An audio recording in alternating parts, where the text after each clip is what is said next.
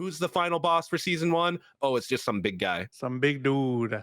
Okay. Oh, he does that with his... Boring. Absolutely boring, uninspired. Mm. Absolutely. Whoever's making this world to decide what they value in terms of It's telling their story. They value boobs, and it's lazy. I don't care.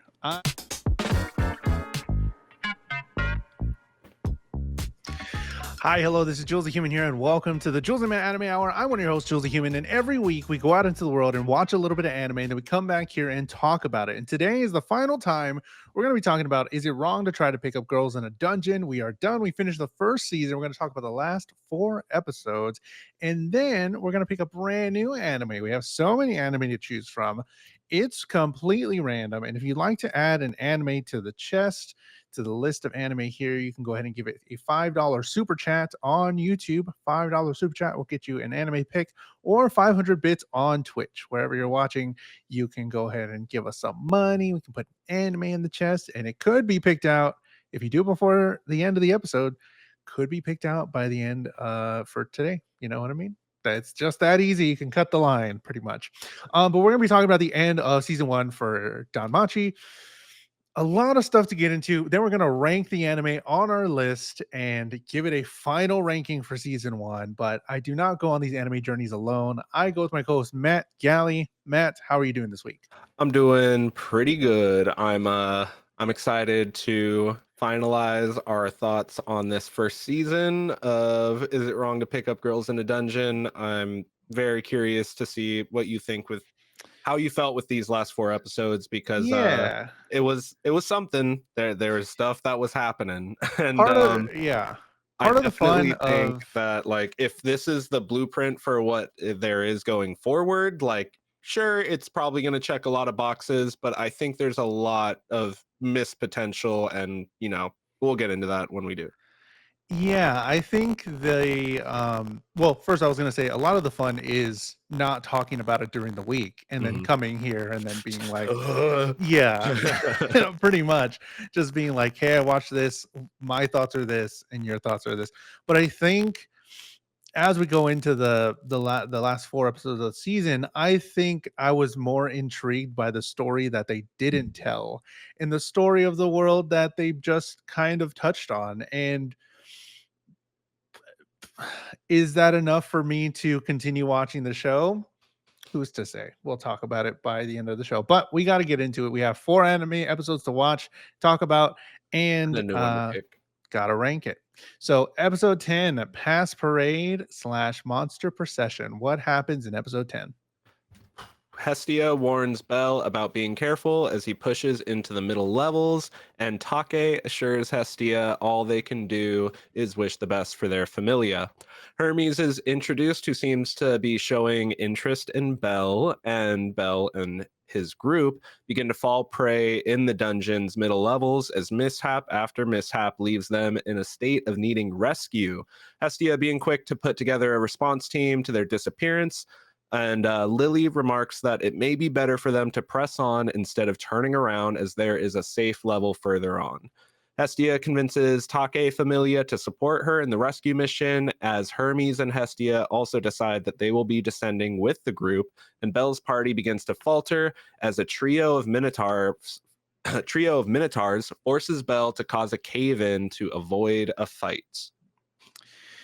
So, I knew, like I said last week, I knew as I heard their name and they spent like 2 seconds on it, I'm like, this character's coming back, because we get the introduction like of the person that we assume was the one from Take's familia that leveled up, Mikoto. And Take's family is all there, and everybody's going to the middle floors. There's earthquakes happening in this area. They fight in the first middle floor fight. They won. They're like, yay, we did it. We also get introduced to characters like Asphy and Hermes, who's interested in Belle.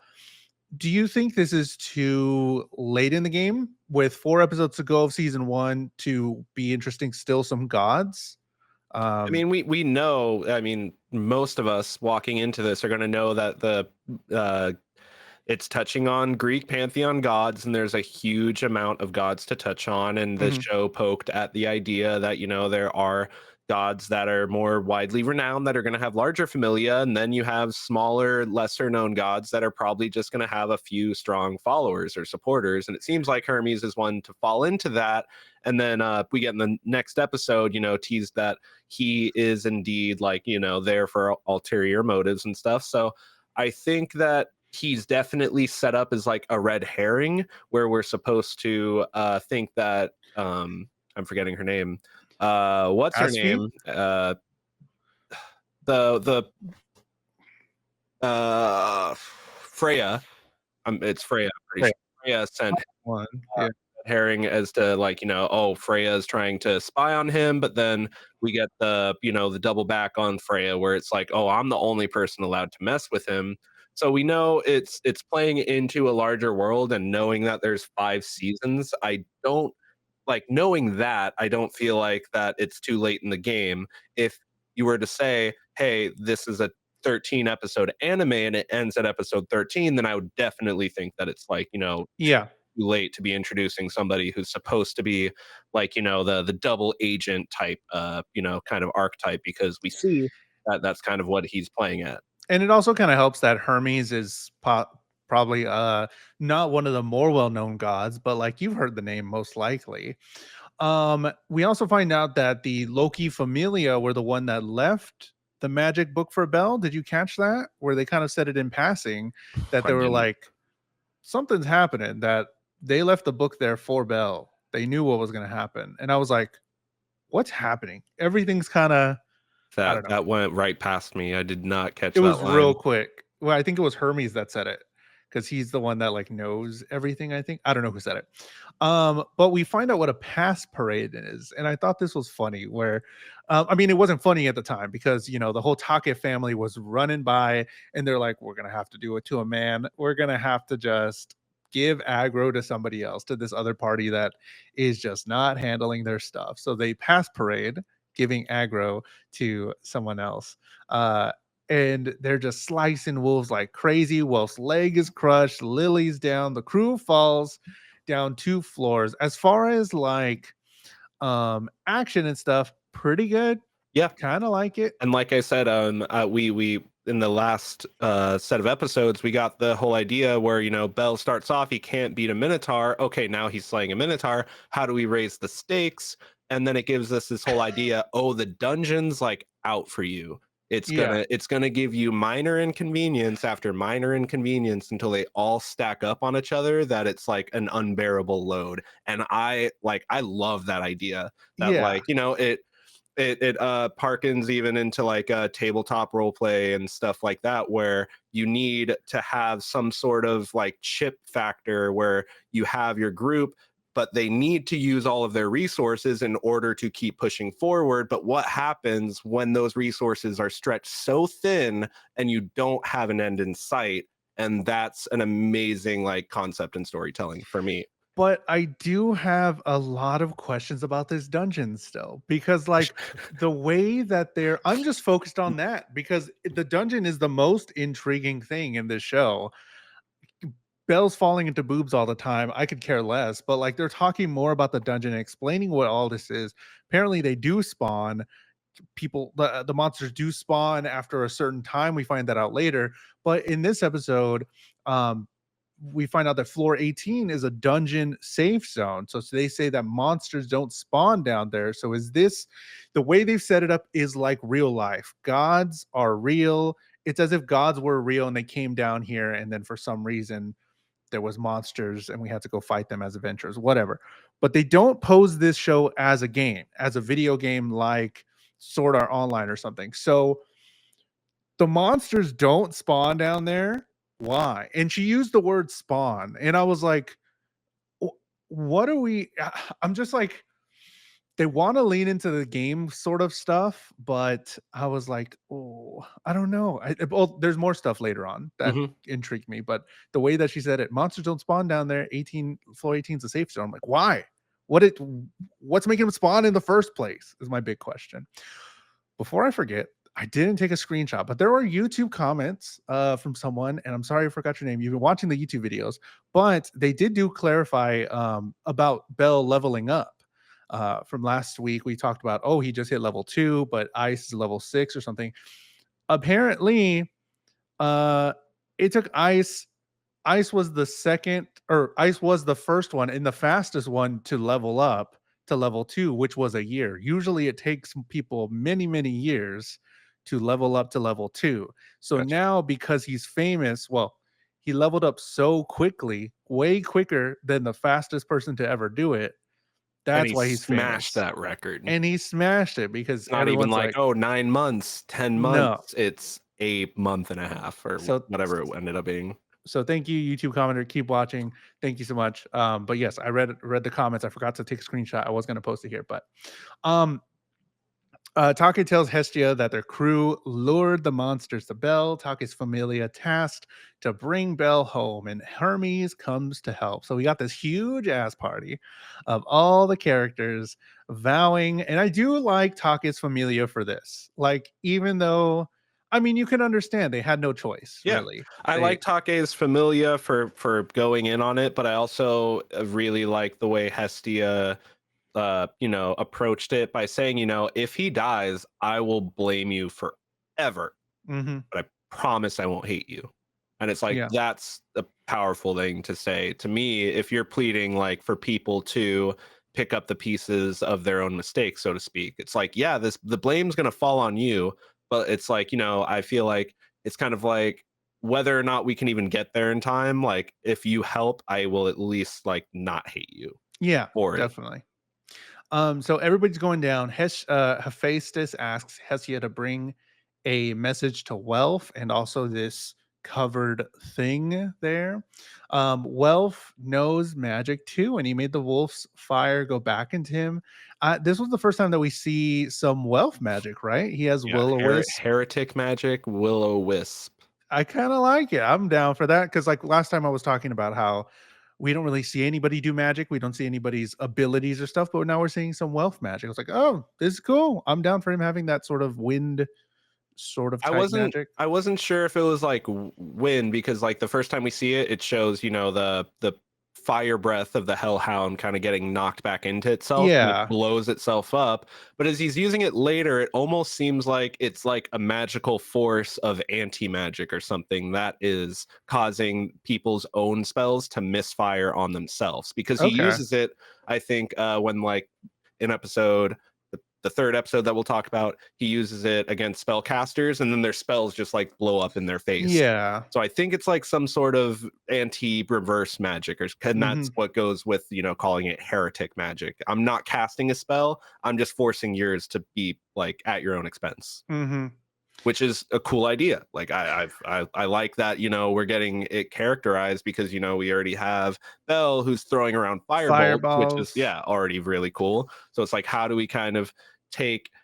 We want to give Welf his own magic, but we want it to have its own flavor. Heretic Because magic, we do see Ryu later on using and like she uses actual like wind wind magic. stuff. Yeah, Yeah. So it is different than his magic. It just sort of looked the same a little bit when he first started using it. Um, Man, the stinky bag ran out somehow. They were walking with the little stinky bags I to when repel monsters. when Welf complained about it and Lily started like nagging him about it and the way her words started to speed up faster and faster and faster and faster, that killed me. I thought that was hilarious. I was like, that's how it would truly feel if you're forced to hold a stink bag and other people are like, why does it stink? It's like, excuse me. What are you talking about? You want to Um, get up here, you want to hold this bag, I'm doing this for you. yeah, doing it for us. I'm the person that has all the stuff. Just let me have this stinky bag. Minotaurs show up. Bell tears it down. Three more Minotaurs. Bell uses like this huge scythe thing. And then after credits, someone in green shows up to help. I don't know if we see their face, but we know who it is. Episode 11, Under Resort, the Labyrinth Paradise. What happens in episode 11? The Hestia rescue party chases after Belle, attempting to use evidence in their surroundings to come to the conclusion that they must be pressing on. Lily and Wealth collapse, forcing Belle to carry their weight to continue, and Hestia presses Hermes on why he was so ready to help. Belle is just able to avoid the area boss and arrive safely with the Loki expedition group, and Bell affirms to his party that they did their best and it was only due to their combined efforts they were able to survive. Hestia rescue party catches up and all are reunited. Hestia going on to complete a delivery to Wealth before crashing a moment between Bell and Eyes. Woo! The crew goes down into the dungeon. We find out Ryu is the girl in green, and Wealth goes mine down. Um, Someone who we don't know at the time told Hermes to keep an eye on Bell. So he's playing into that um double agent thing that you were talking about earlier, where we don't know. I was kind of leaning, well, later on, more so in the next episode, I think. Um, Leaning towards like, bro, I don't like this guy. I don't like this dude. He just kind of sucks. He kind of sucks. He's And kind of he's weird. shifty. Well, at least right now, I was like, he's kind of shifty. And then later I was Weird. like, oh, he sucks. I was like, hey, I don't like this guy. Bell reaches the Great Wall of Lamentation, and we get our first Titan. I didn't know I didn't know Titans were in this. When I was don't this know made? the way the opening goes. No no no no no no no no no no Um Titans attack. Ice finds Bell, the Loki Familia end up camping at floor 18, and now they're calling him Mr. Argonaut. All the girls are kind of enamored by Mr. Argonaut. And that's kind of his name, other than Little Rookie. Argonaut's a little bit better, I think. So we find out as well, how does this dungeon work? Because we get floor 18 right, all the crew, we're just there. Hestia makes it. We got Taka's crew that are apologizing. Wealth, Bell, and all them. They're in floor 18. They call it the Under Resort or the Labyrinth Paradise. Oh, yeah. By the way, this floor has a day night cycle. Huh? Are we still in the dungeon? It's huge. There's like fucking 20 floors to the top. Man's looking for logic where none's to be found. I think with floor 18, yeah, we have officially left the realm of believability with like the way the dungeon world works. Like completely. I'm just so curious about this. I really hope.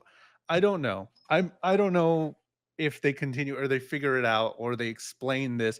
If it is some big explanation about the revelation that we find out at the very end of the season, and that's something connected, cool. But like, I'm so just in this, like, what is this? And that's the story I want to hear about, because like, who made this? What do we do? There's a town here, there's a city here with just merchants that are just chilling.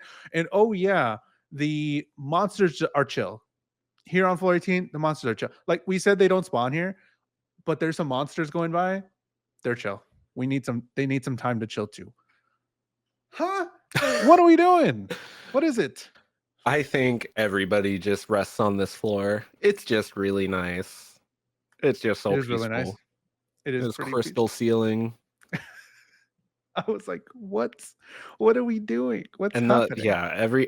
the whole, what do you call it? Like there's definitely different types of like dungeon design in shows, in media, and you have going all the way back to Gary Gygax making modules for Dungeons and Dragons, where it's like it all makes sense. Like here's their living space, here's where they eat, here's where they keep here's their spawning pool, like for Mhm, monsters and stuff. But mhm. then you have the completely, as time moves forward, it seems as though we move away from that style of dungeon design for the sake of just having cool set pieces and plot points. Because if it's realistic, does that mean it's interesting?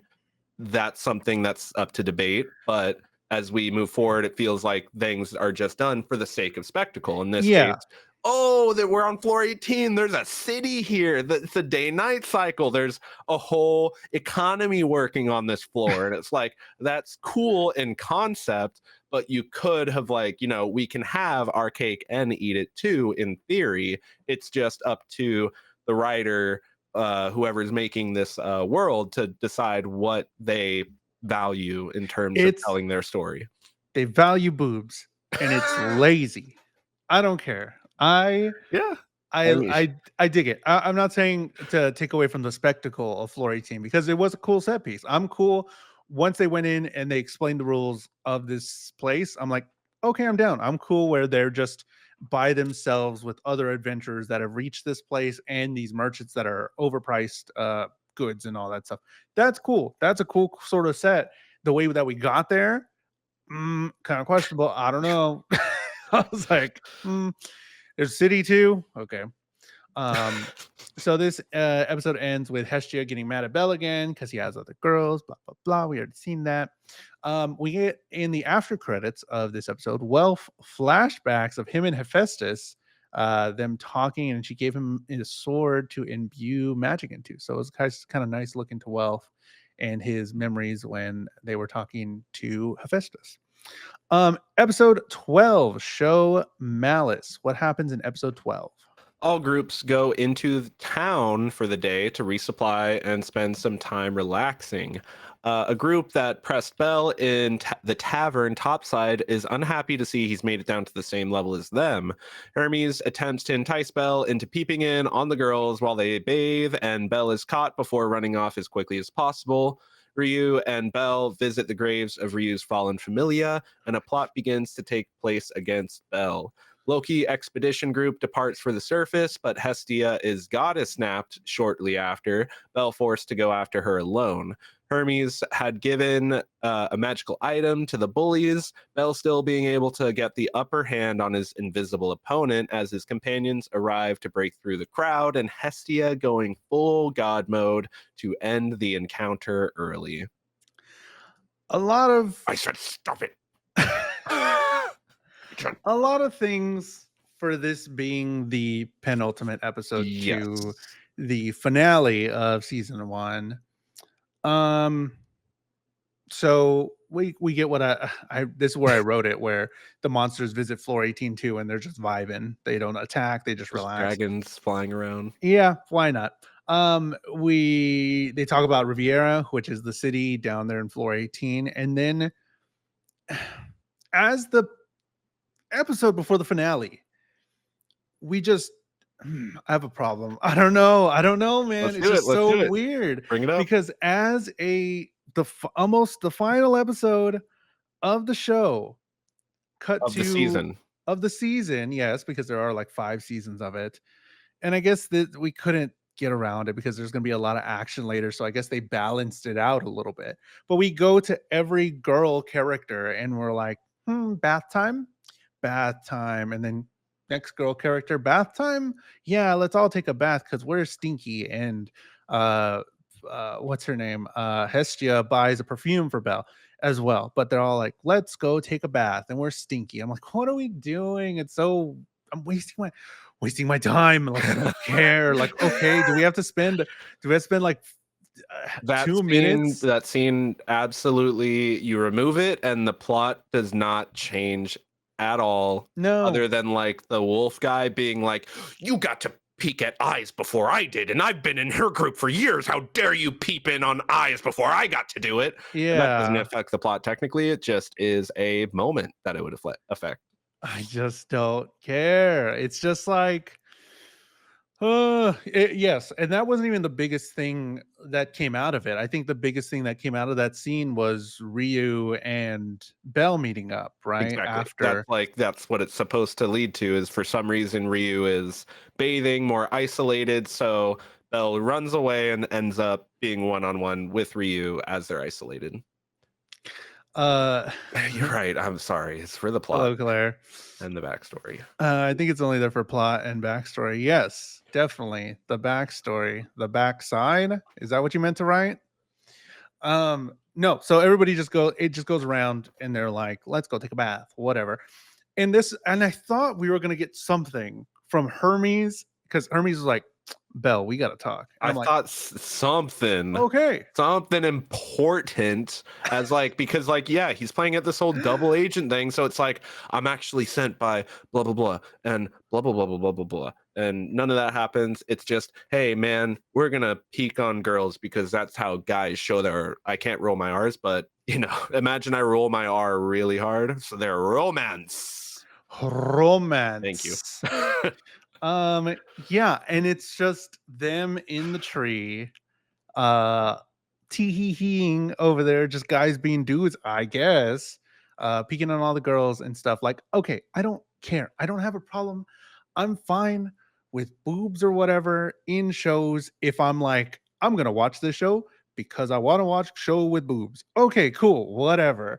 But when they just put it in to be like, remember this? Remember we could do this? And it's like shows each girl, shows them like kind of covering something. I'm like, just show the whole thing. If you're gonna do it, just do the whole thing. And then they're surprisingly, back to the self-insert concept. They're just like, oh, Belle, you're kind of shy. We didn't think you'd want to be here. It's just like, Yeah. what's going on? What is going on? I'm just spending a lot of time on it because it spent a lot of time in the show. And I was like, this is almost the last episode. Like, what are we doing? We also get some scenes of where Eyes actually seems to like kind of be getting jealous of like Belle A getting little bit. attention from like the The Amazon girls or twins. whatever. Yeah, the Yeah. twins, like because they like ask him like, oh, blah blah blah, how'd you do this one thing? And he's like, and she looked like she's like uncovered her ear. Yeah. And I don't know if it was like, are you just trying to listen in or are you I just think getting a little in green? this episode as well, there was a moment where Hestia's putting on her perfume, and then she was like, yeah, you don't want girls that stink like sweat, And right? then And Eyes then was like, in the back, I was like you could see her in the back. That was pretty funny. That was kind of funny because, like, yes, she's actually showing some. like moments like that are funny, but then when it just not even full send because it's half sending it, it's just covered up, yeah, boobs and butts, and it's just like we're in, yeah, the penultimate episode, and we spend a solid 2-3 minutes just like going shot after shot of just girls in the bath. Claire does bring up a good point. You didn't come to pick up girls in a dungeon. That's true. That's the name of the show. They are literally girls in a dungeon. You're right. My bad. That we should have known. We should have when we saw them naked in the dungeon in floor 18. There they are, the girls in the dungeon.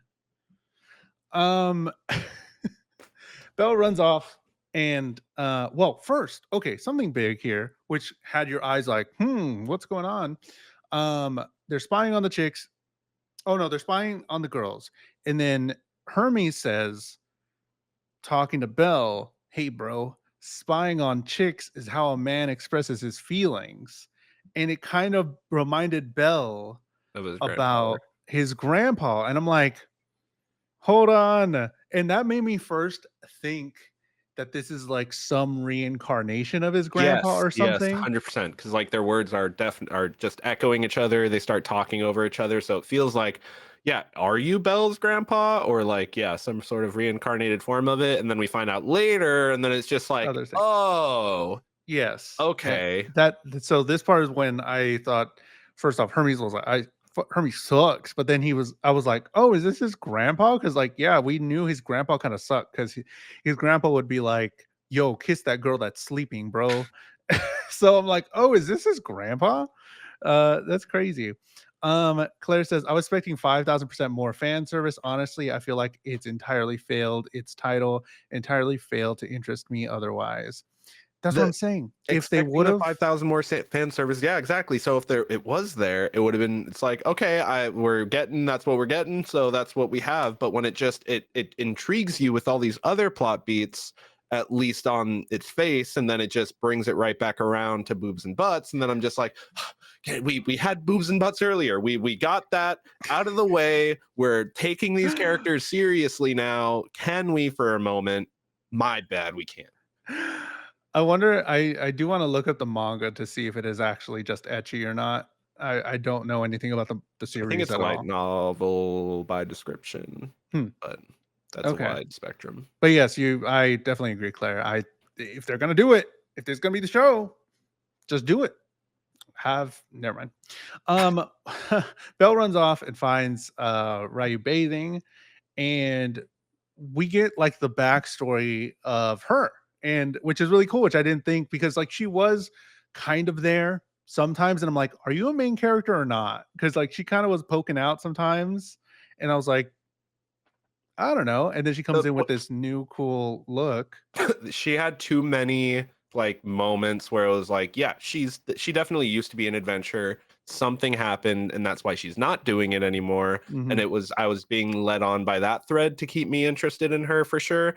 But the second she started gathering flowers, when her and Belle were just talking, I like I kind of called it. I was like, oh, she's about to visit somebody dead. I didn't think it was going to be her ex familia specifically, but I was like, she's about to go visit like a grave. Why else is she just picking flowers? Mhm.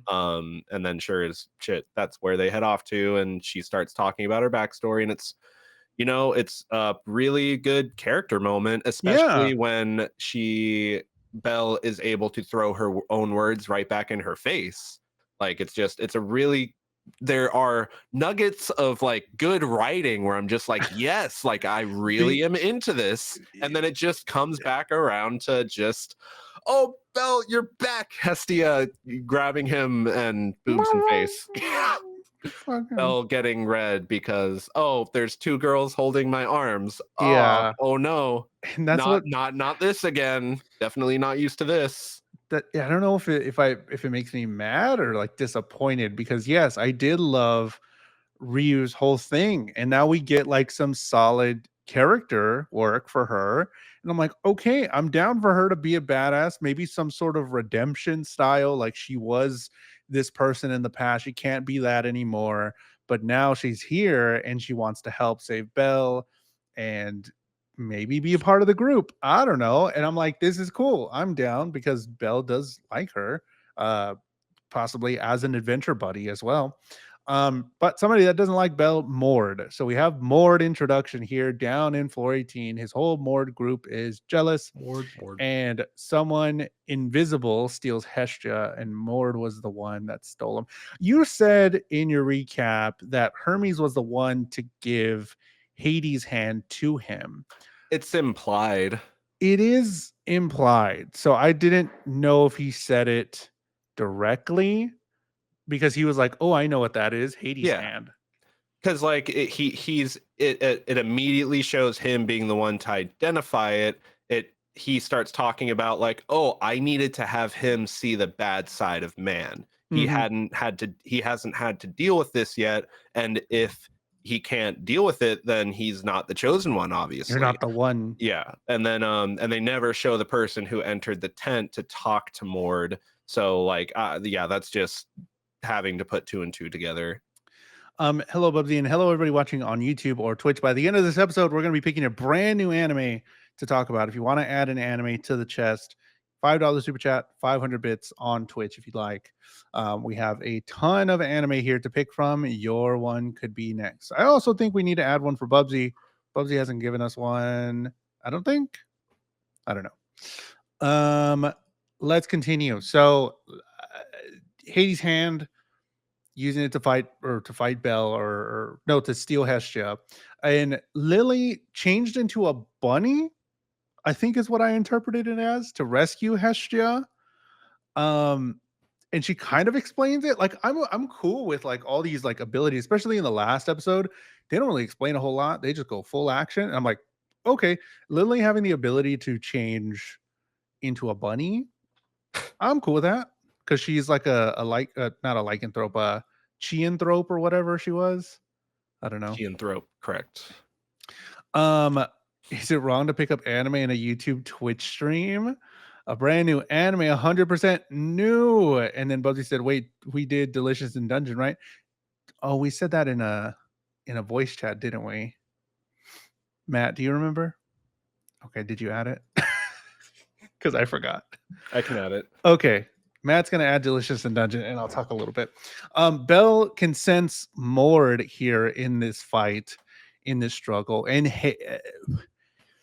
Hestia goes Super Saiyan here in this moment. I was like flabbergasted a little bit because in the past they've said that gods can't use their full might or use all their abilities that they are given. And then she comes out because she is pissed about Bell, someone hurting him, someone stealing her, and she uses her godly wrath. So it is our first introduction, I think, to gods still being able to use some kind of ability. And I kind of why she didn't use it in the past. I guess she never really had a need to, but Correct. like that's cool. Okay, so now we don't just have the adventurers. The gods have some sort of power that they can Mhm. use, and she didn't really show her power either. Yeah, she just kind of like it was just kind of like a presence. I It feel the like because aura, Hestia's nobody aura. max aura points.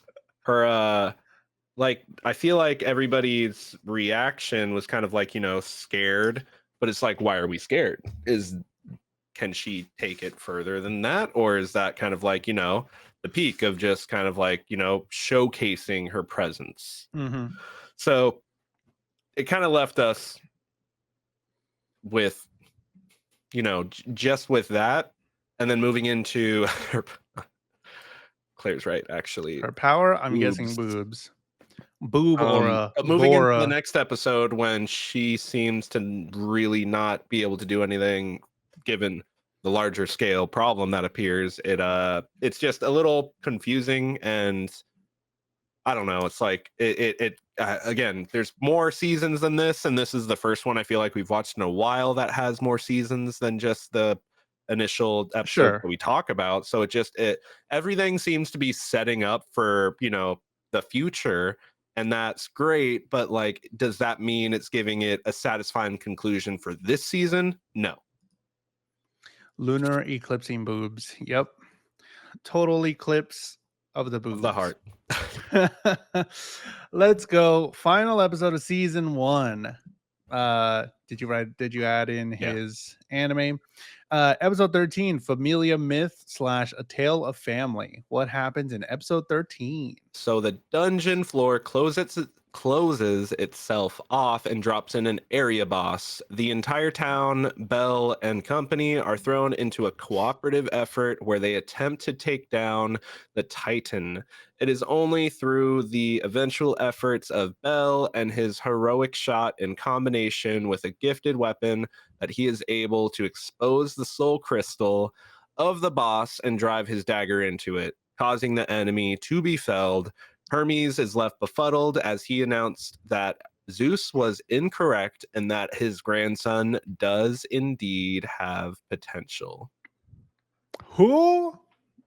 Zeus And himself? the is it wrong to pick up the girls in the dungeon truly was the friends we made along the way.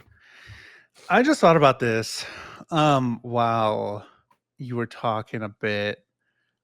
This sort of show plays out like a Dungeons and Dragons campaign, kind of, for some moments, because it's like, here we go, and here's like some downtime stuff, and then the sky started rumbling, and here we go. We have a huge ass Titan, and it's like sort of I mean, and as a good dungeon master, if you've done it, you want to keep the people engaged in their thing. So when you see them sort of waning a little bit, you're like, oh, let's throw some action in here.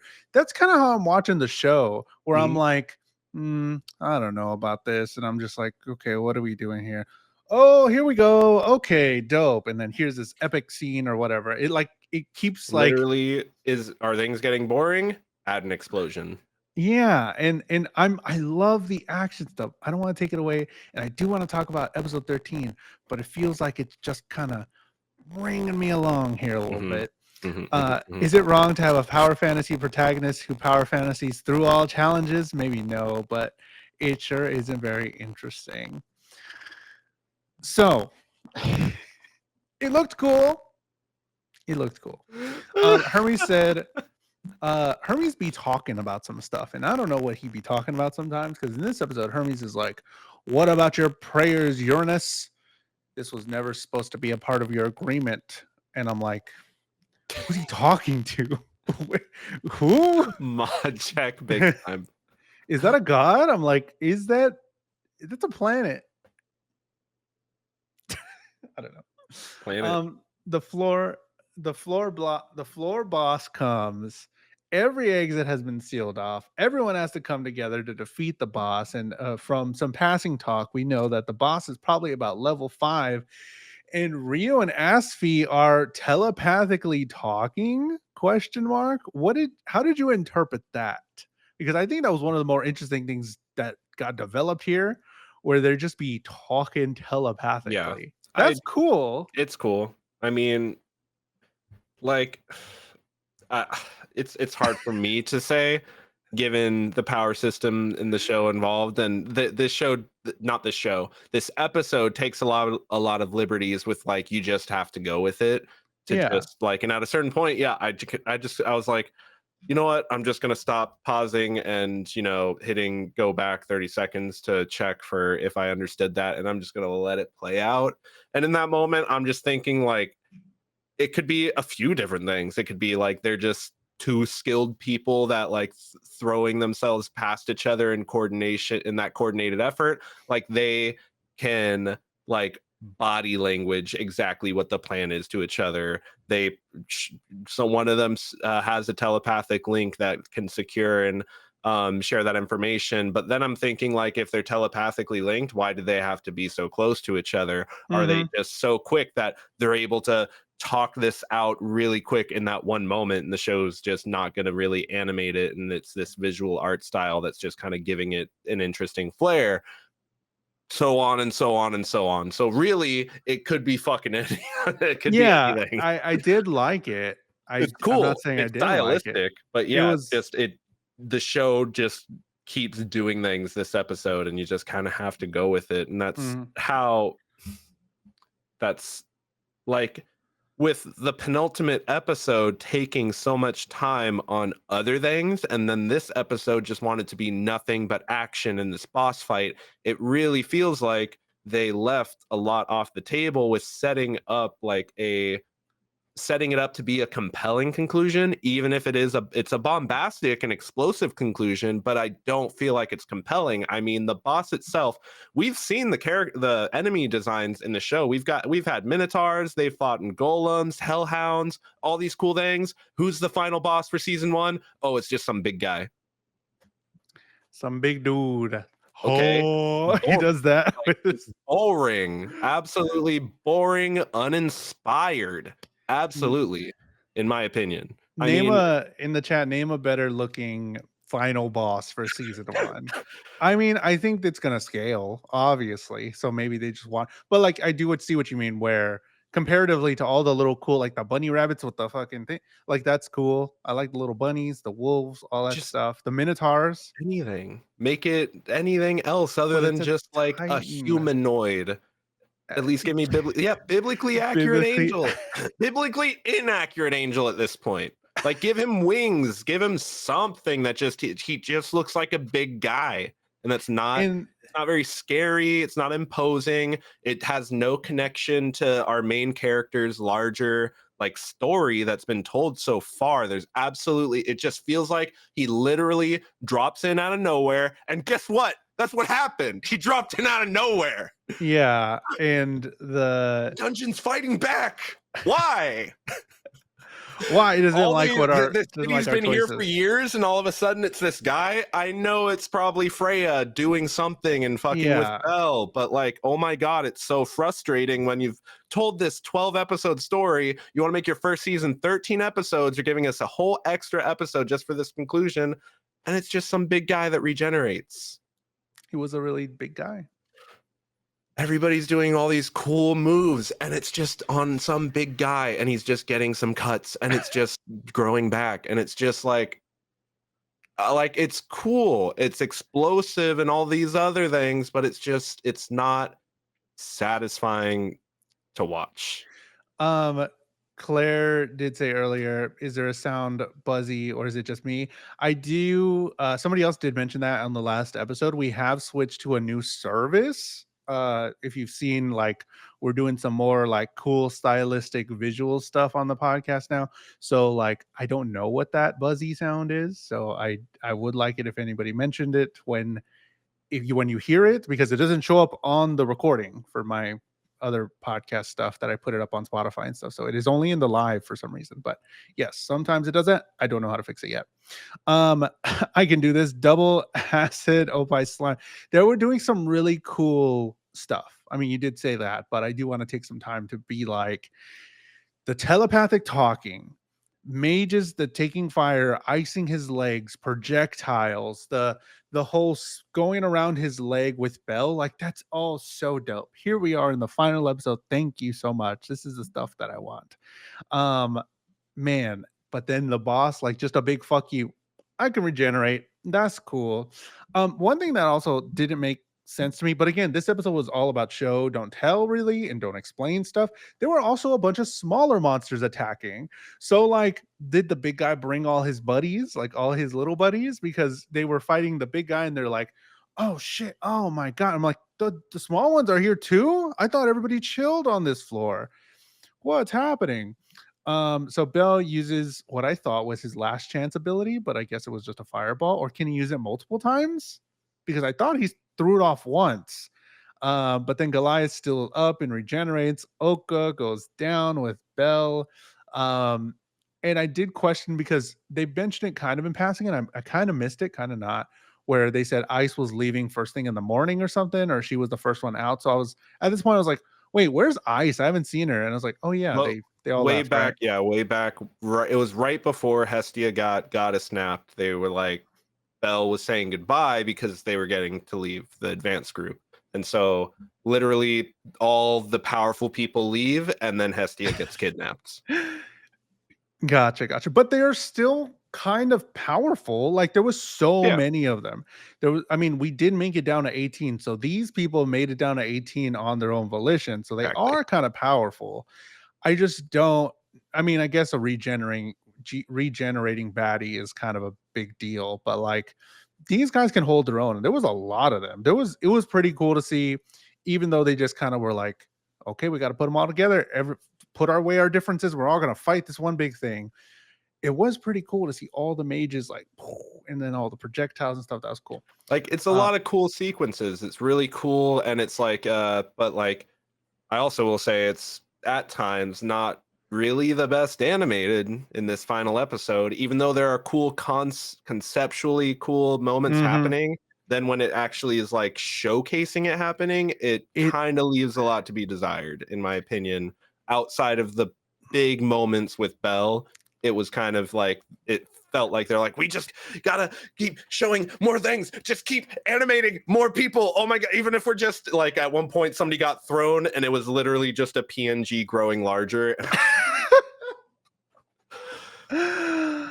So oh, I brother. can't help but see some of the, you know I some of the, I it would, I really miss the Mashal sort of action sequence, and I really wanted that in this episode.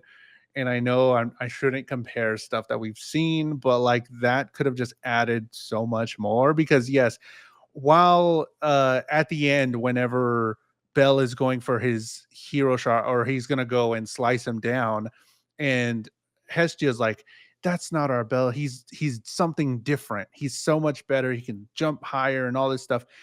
But he's just running on the side of the wall. And I'm like, it could have been cooler, man. It could have been cooler. I don't know. She was like doing this epic like speech, like, yes, this is his transformation. This is his season. Season one's over. And he's just like, whom. And I'm like, he could just be like fucking flipping and do, but I guess season one, whatever, it has 5 seasons. I don't know. yeah. It's just Bell, like when we had the fight with the Minotaur. his first fight with the Minotaur. I felt Mhm. like it was just way better choreographed, and you had a better Yes. sense of like the scale of the fight. And here, like I feel as though the production just way bit off more than it could chew with this episode 13, Sure. and perhaps shouldn't have looked to end the season with this if they couldn't spend the time making it like again cool concepts, cool things happening in sequence, like nonstop action, but then it's just like the action doesn't have a lot of contextual weight, and then it's not animated as well as like we've seen other fight sequences be animated because they're trying to do nonstop action Mhm. and can really only focus on some moments of emphasis where everything else feels like it's getting kind of left in the dust. Bell uses his hero shot again. He twists his knife into the gem, which is an amazing shot. And we get some information that what? Bell's grandfather is Zeus. He's the last of his familia. And then Hermes exclaims, Familia myth. And he says the thing finally. Wow, Then we Zeus is finish. actually a pervert. Oh my God. Who would have Wow. thought? Yeah, who would have thought with all his wives and spawn? Of gods and half gods. We got to go fast. We have 10 Yeah. minutes. So we're going to rank it on our three criteria: animation, storytelling, and vibes. That's how we do every anime. And we put it on our board.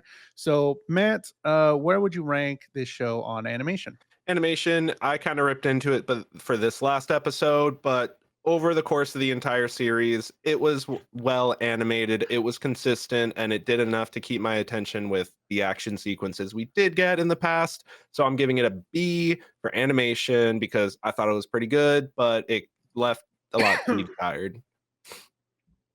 Jules, where are you going to rate it for animation? Claire says, breaking news, a Greek god, a pervert. A child. No. No. Uh, I give it a B as well on animation. It did look cool for some of the stuff. I do like the colors. I do like the way it looked. It just wasn't. It was just good. It was good. It's Mm. not a bad thing.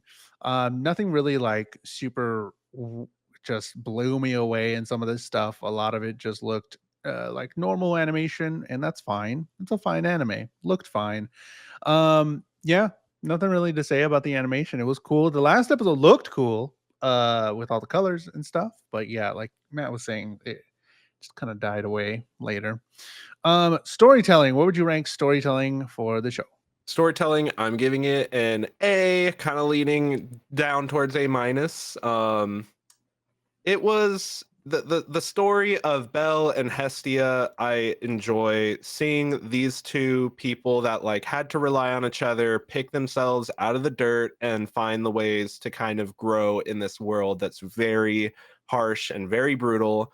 I think it was able to do a few things like a little bit more a little unique compared to its contemporaries, and the what's keeping it away from like an S in terms of its storytelling for me is a lackluster conclusion to this first season where I feel like it was just throw the big bad, throw a big problem in their way, and it really like after Belle's defeat of the Minotaur, the weight of things kind of started to fall off for me. So I'm not sure if it's able to pull that back into the later seasons, but I really enjoyed seeing Bell progress as a character and start to become the hero that he's always wanted to be. Jules, where are you going to rate it for storytelling? I was not as lenient as you. I gave it a C. I think the more anime we watch, the more we see animes fall into this where they just want to be a little bit of everything, and it just kind of gets cluttered, but also not really saying a whole lot, minus the whole just boobs everywhere and stuff. Like, yeah, that's so unnecessary. If it's just going to be a side plot, if that's kind of your thing, cool, whatever, that's fine. But if I want to see boobs, I want to see boobs in an anime and just do the whole thing. And if I want to like sit down and watch it for that, sure, make me an anime like that, I'm cool to do that, whatever. But like, I wasn't super about it. I think it kind of just went from the start. Like, I get that that's what the whole crux of the story, I just really didn't care for that. His like or love for this or lust for this person, and he wants he it feels weird because it's one thing that he said in the last episode, I think, whenever he was going to lay in his final blow, where he was like, I'm doing it to match her strength and be strong for her. And then I was like, that's kind of lame. I'm like, that's kind of. But then he said, I'm doing it for my friends and everything else. I'm like, okay, that's a little bit better because that's how normal, main characters are. But I was like, it's kind of weird. I Is don't that all you know. got? Is I that don't all you know. got? It was just kind of so it was fine with the show. I just don't really care where it was going. The characters were cool and they were fun, and I do like some of them, but like if Mhm. I never watch another episode, I'm okay with that. And I think that's where I was landing. I was like, I put it so low because like I could go, I don't care. Like at the end, I'm just like, I don't want to watch it anymore. And I that's fine. definitely think like after talking about it, I was probably leaning more into the B range. Maybe even down to C because I can see where you're coming from for sure. Um, it, it it had a hard time finding its traction, but with the beats that like we did get, I was enjoying, and I think I'm Yeah. letting that kind of be too And much, that's give too much grace to my rating there for sure. because like when I think back on the anime, I'm gonna be about those moments, like the Minotaur, about some of the more bombastic stuff in the last episode. But it's like I found the stuff that they were not telling me more interesting, and they just never got into the stuff I wanted to, I actually cared about, like the world and stuff. We don't know much about the world. We don't know much about the gods, and I'm sure it's going to continue and give us more stuff later on, but I don't want to do that. Claire said, would you give it another 13 episodes to see if it went anywhere though? No. Nope, So and that goes with my next rating. vibes, where would you put vibes? Sent you a B on You over a did. message, but I definitely was not feeling a B. I was feeling a C on vibes with this one. The C on vibes comes from I like again the characters. I like their character moments because they have promise and they show potential for the future. But honestly, there is just to long story short, the show gets way too sus for my liking, and it when it does happen, it wasn't overstaying its welcome initially, but like we're in the penultimate episode and we have a peeping Tom moment, and I'm just like, yeah, that just kind of killed the vibe for The me. bath That big time scenes. build killed the vibe. That and again, our grandfather, oh, you should totally kiss this girl that's asleep. That's how you be a man in the dungeon. Yeah, and and girls like it when you peep on them, and that's how you get her so attention. I'm at a C with this one on vibes, and that's again And I might even being generous with that. we might get, like, killed in the comments, but, like, they do it just so much. Like, maybe you kinda overlook it or something. If you really like this anime, I don't hold it against you. That's No, cool. I really want to like every anime that we watch, but, like, they do it just so much that I just, also, rated this for vibes as a B. Because it is just every other scene, he's falling into boobs, he's, shy about something, he's somebody else is kinda pressuring him a little bit or something or being enamored with him, and I'm just like, I don't know. Wick even says it's too much. Yeah, it is just a lot. And like I want to focus on those cool things, like you were saying, where when you think back, you're like, oh, the action stuff when they go down, and again, when Lily kind of turns yeah, on him a little bit. That's cool the scene. whole Like the whole arc with Lily becoming his actual companion, like that was all really good stuff. Lily's backstory with a really cool character, Ryu with a backstory that's really cool and fleshed out.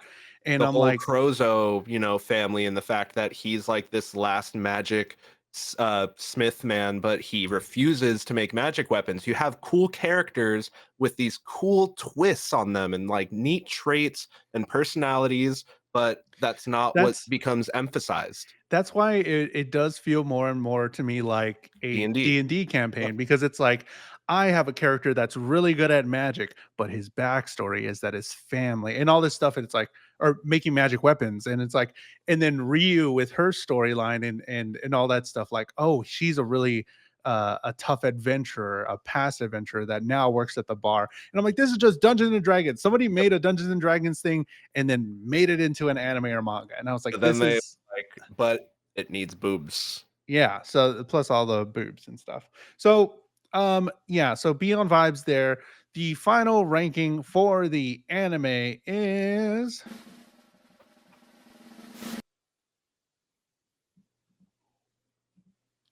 where did I put it?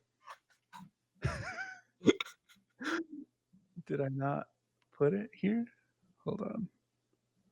Pause for effect. Where did Everybody freeze. Nobody move. nobody move? I am uploading really quick. The final ranking for the anime is B. This anime is a certified B classic here. Got the vine, boo. So where does it rank up and where does it stack up against all the other anime that we watched this season? There it is on B. We got Hestia hanging out over there on the B side. We got a lot of S's, got a lot of A's, and we're filling it out a little bit there. So B anime, Yeah. it was good. Final thoughts, I guess it's okay. I don't know if I wouldn't watch it anymore of Final it. thoughts. Yeah. If you're not into a self insert, you're just it's gonna be missing. It's gonna have potential, but it's gonna be missing something unless that's just your thing. So Claire says good. E Not wouldn't great. watch anymore. Don't feel like it was a total waste of my time. Um oh, there's no way to see bits on the new Oh streaming no. thing, but I do see it on my other chat. Wink, thank you for the 1,000 bits. Holy cow. Oh my goodness. Is that two? Thank you so much. Before Matt picks out a new anime, do you want to add? You have 2 picks. Shangri-La Frontier. I've passed that manga on Crunchyroll store so many times. I'm like, do I do it? It looks beautiful. Shangri-La Frontier. Add that in there, Matt, real quick before you pick. Thank you so much for the 1,000 bits. That will go both to me and Matt. To refresh everybody, here are the other animes that are in the chest. Buzzing is back. Yeah, I don't know how to fix that. It doesn't show up on the back end when I Maybe download it's the like video. when I'm doing muting my mic or something. Maybe it's Jules mics for sure. Uh-oh. Oh fuck. Well, thank you for 1,000 bits. I'm gonna put it towards another mic, I guess. Did you add Shangri-La? I did. And then I picked Okay. Bungo Stray Dogs. Bongo Stray Dogs. I don't hear Immense talking. Bongo Stray Dogs. That's something that I've been interested in. I In there a while. see there's so much manga about it. Who put that one in there? I don't have that written down. And I think it's a long anime too. So we're not going to finish it. But Bungo Stray Dogs, watch the first 4 episodes. Should be on Crunchyroll. Most likely on Crunchyroll, probably on Netflix. But Bungo Stray Dogs, episode 1 through 4. I'm excited. Do you know anything about this show? I know nothing about this one. And it looks like season 1 has 11 episodes. Oh, okay. Interesting. And it's on, what are we watching this on? Yep, on Crunchyroll. Good to go. So the way this show works is we all watch shows together, whether you've seen it, whether you're not, and maybe you find your next favorite anime, or maybe you find DanMachi. Matt, when you're not watching anime on the internet, where can they find you? You can find me on my socials, on my YouTube at Matt_Galley, on my Instagram, and then I've also been trying to work into threads at it's Matt_Galley, add an ITS at the front. Jules, when we're not here talking about the best animes ever, where can the people find you? We should add like a little threads because I started posting on threads as well because Twitter sucks. I'm done At with Jules that. the Human, at JULES the Human on all social media. I've been posting on Instagram stories and stuff, and mainly what I've been watching is Star Trek. I'm watching Star Trek Enterprise. We're starting from Timeline, starting at the very beginning. We already finished 3 seasons in like a week, It's so good, bro. But yeah, you can find this podcast on my YouTube channel, or we have our own Anime Hour YouTube channel as well. It's in the description down there. Anime Hour Pod, and that's where we upload the videos later on. You can also find this podcast on Spotify if you want to listen to us on the way to work or at the gym or something. And on the Anime Hour Pod YouTube channel is be the first place that we put up shorts. We've been posting shorts of the episode or of the episodes and some other stuff we make between the episodes talking about anime and stuff. So if you're a fan of anime, go to the Anime Hour Pod and subscribe. We only have like a little bit of subscribers over there. Subscribe. It'll be pretty cool.